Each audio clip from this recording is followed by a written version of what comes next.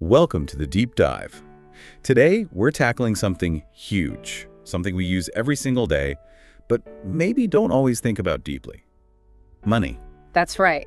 It seems simple on the surface, but when you dig in, it gets fascinatingly complex. We've been looking at some great material, exploring, what it even is, how it started, the different types, how it's made. Exactly. So our mission today is to unpack all of that, to really get to the core insights from the sources we've reviewed and understand what money truly represents, how it functions, and its journey through time. It's about cutting through the jargon and getting to the heart of it. Okay, so let's start right at the beginning. Yeah. The basic definition from our source material. Money is essentially what? An item, a concept. It's defined as any item, or maybe more accurately, a medium of exchange that symbolizes perceived value. The key is that it's widely accepted. For payments, for settling debts. Accepted is the big word there, and it's obviously crucial for economies. Oh, absolutely. Think of it like the lifeblood. It makes transactions possible, it fuels financial growth. Without it, things would just seize up. Its main job is letting people swap things easily. Which brings us straight to barter, right? The old system. The material really emphasizes how clunky that was. Incredibly inefficient. You have a cow, you need bananas. It's not just finding someone with bananas. They have to want your cow. Right now. That double coincidence of wants, as they call it. Exactly. And okay, let's say you find that magical person. How many bananas is the cow worth? Trying to figure out equivalent value for every single trade. It's a nightmare. Yeah, the source does mention that maybe a purely barter economy across the board is a bit of a myth, but the problem it highlights that inefficiency is totally real. Absolutely. Money solves that problem. It acts as that intermediary everyone agrees on. Okay, so it's a medium of exchange, and the material also stresses its role as a unit of account. What does that mean exactly? Well, it means it's the measuring stick. It's the standard unit we use to put a price on everything. A cow, bananas, a car, an hour of work. Right. You can compare apples and oranges, literally, because they both have a price in dollars or euros or whatever the currency is. Precisely. It gives us that common language for value. Without that, a complex economy just couldn't function. You couldn't easily invest or trade on a large scale. So we needed something better than barter, something standardized. How did we get from, say, trading shells or stones to the money we have today? Well, it's been quite the journey. The sources map it out nicely. It really began with commodity money. Commodity money. So using actual goods as money. Yeah, exactly. Things that had their own intrinsic value, but were also useful for trade. The article mentions early American colonists using beaver pelts or dried corn. Why those things? Well, they had characteristics that worked. Yeah. People generally wanted them. They were reasonably durable. You could carry them around, store them, maybe divide them up. Okay, so they had inherent value and practical exchange features. Right. And the classic example, of course, is gold. Ah, gold. That feels like the ultimate commodity money. It was for centuries. But what's fascinating about gold, and a really key point from the material, is where its value comes from. It's not just about its usefulness like corn. It's shiny. Well, yes, it's largely about perception. As the source says, people think it is beautiful and they know others think it is beautiful. That shared belief is crucial. So even with something physical like gold, there's already this layer of collective psychology. Social agreement? Exactly. It's a physical token, sure, but its power comes from what we all agree it's worth. Yeah. And that idea, that shared perception, is the critical link to the next big step. Which is fiat money. Fiat money, which is mostly what we use today. Things like the dollar, the euro. And the key difference is, it's not backed by a physical commodity like gold. Correct. There's no promise you can trade it in for a lump of gold anymore. Its value comes from supply and demand, yes, but fundamentally, it rests on people's faith in it. Faith in the currency itself, and faith in the stability and strength of the government or authority issuing it. Why did we even switch if gold worked for so long? Well, a big reason was practicality. Gold is scarce. As economies grew really rapidly, especially in the modern era, needing to dig enough gold out of the ground to back all the money needed for trade, it just became a drag, a bottleneck. Right. You don't want your entire economy's growth limited by how fast you can mine metal, especially when the real value is being created elsewhere by people making things and providing services. Precisely. Fiat money provides much more flexibility. It can expand or contract based on the needs of the economy, managed by a central authority. It's basically a token representing our collective perception of value, underpinned by the health of the economy. Like the US dollar after it went off the gold standard in the 70s, its value is purely based On what? People's belief in the U.S. economy. Largely, yes. The strength, stability, and productive capacity of the U.S. economy are what give the dollar its perceived value globally. It's backed by faith in that system. So value isn't in the paper note itself, but in what you can buy with it. Purchasing power. That's the modern measure of money's value. And this is why, as the source material clearly points out, just printing tons of new money doesn't magically create wealth. Because you increase the supply way beyond the actual goods and services available. Exactly. Too much money chasing too few goods. Each dollar or euro or whatever becomes worth less. It buys less. That's inflation. So today's money value is this sort of dance between real things, our desire for them, and this abstract faith we place in the currency. It's a fascinating interplay. Valuable because it gives you power to purchase things. And keeping that purchasing power stable is obviously a huge job. A central task for economic policy, yes. Okay, so if money is this somewhat abstract concept existing in different forms, how do economists actually, measure it, keep track of it all? That's where we get into the M's. M1, M2, M3. The source breaks these down pretty well. They're basically categories used to measure the money supply, based on how easily the money can be used, based on liquidity. Liquidity? Right. How fast you can turn something into spendable cash, cash itself being perfectly liquid. Exactly. So M1 is the narrowest category. It counts the most liquid stuff. Physical currency coins and bills, plus money in checking accounts, traveler's checks, the things you can spend almost immediately. It's often called active money. The money that's really moving around, doing transactions day to day. Pretty much. Then M2 is broader. It includes everything in M1. Okay. Plus things that are still pretty easy to access but aren't quite as instant as cash or checking. Think savings accounts, small time deposits like CDs, money market funds held by individuals, stuff you can convert to cash fairly quickly. So easily accessible savings, basically. In a nutshell.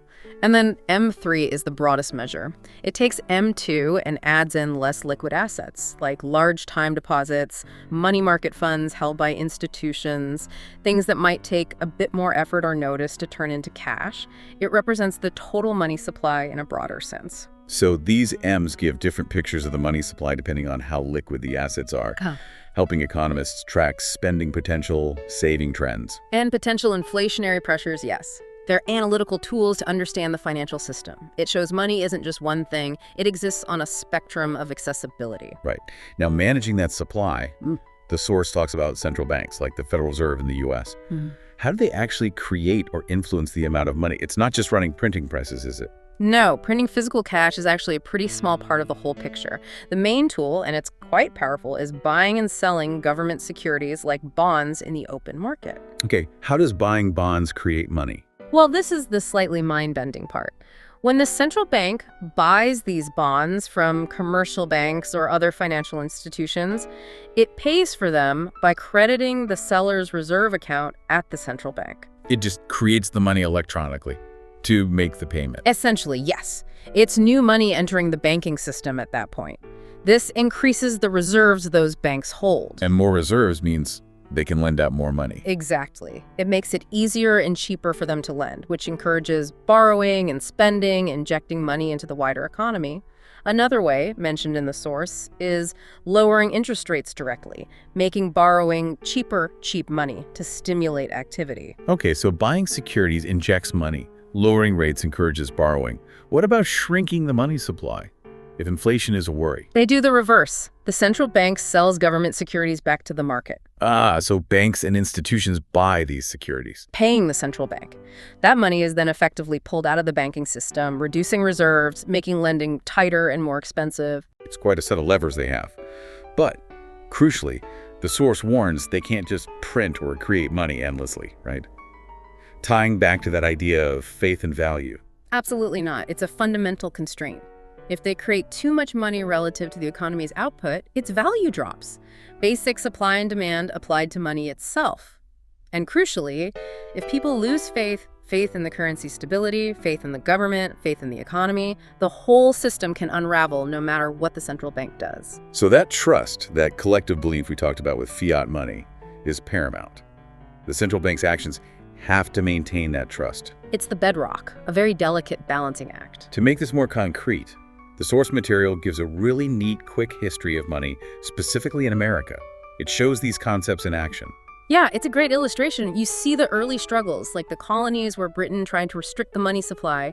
This forced people back towards barter or using whatever coins they could find, like the Spanish silver dollar. The famous pieces of 8, which they literally cut into pieces sometimes, like 2 bits. Exactly, that's where the phrase comes from. 2 bits was a quarter of a Spanish dollar. Then you had bold moves like Massachusetts minting its own coins, the pine tree shilling defying Britain, and even issuing the first government paper money in the colonies, called bills of credit. Experimenting early on. But paper money got a bad rap later, didn't it? It did. During the Revolutionary War, the Continental Congress printed massive amounts of continentals to fund the war effort, but without solid backing or a stable economy. They became worthless. Not worth a continental. Precisely. A harsh lesson in hyperinflation and the need for trust. After the revolution, it was messy. Different states, foreign coins, leading finally to the Coinage Act of 1792. Establishing the U.S. Mint, the dollar, and that bimetallic standard gold and silver, trying to create order. A big step. But instability continued with state banks issuing their own notes. Then the Civil War forced the Union's hand with the greenbacks, which were basically fiat money, backed only by the government's promise. Yes, and their value swung wildly depending on how the war was going for the Union. Meanwhile, Confederate currency just collapsed along with the Confederacy. Another lesson learned. Wow, so the value was directly tied to faith in the issuer surviving? Absolutely. Then came the National Bank Act in 1863, trying to standardize currency with national banknotes backed by government bonds, pushing out the state notes. Moving towards a single reliable currency. Then the whole debate over gold versus silver, eventually leading to the Gold Standard Act of 1900, making gold the sole official backing, at least in theory. And finally, the big one. The creation of the Federal Reserve in 1913. Right, establishing a central bank specifically designed to manage the money supply, control interest rates, and act as a lender of last resort, setting the stage for the modern system. Leading eventually to leaving the gold standard entirely in the 1970s, bringing us fully into the fiat money era we've been discussing. That history just powerfully shows this constant grappling with what money is, how to make it stable, and how its form evolves based on economic needs and trust.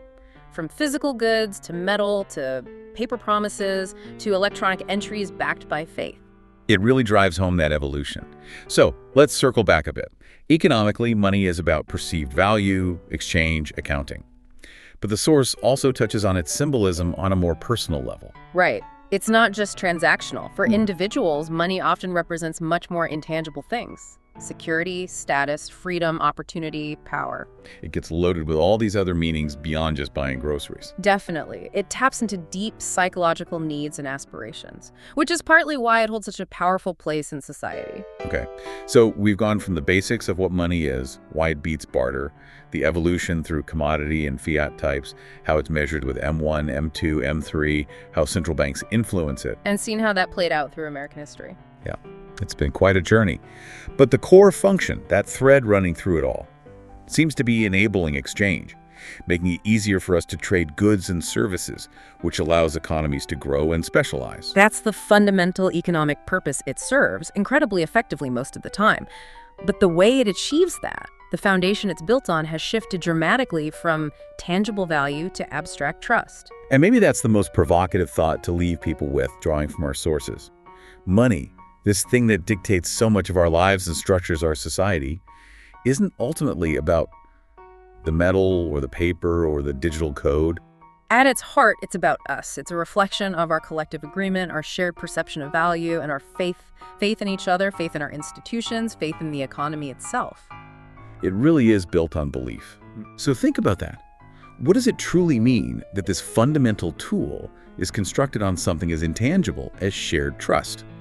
And as technology keeps changing digital currencies, new payment systems, how will that perception, that shared belief, and the very definition of money continue to evolve? That's the ongoing story, something definitely worth pondering.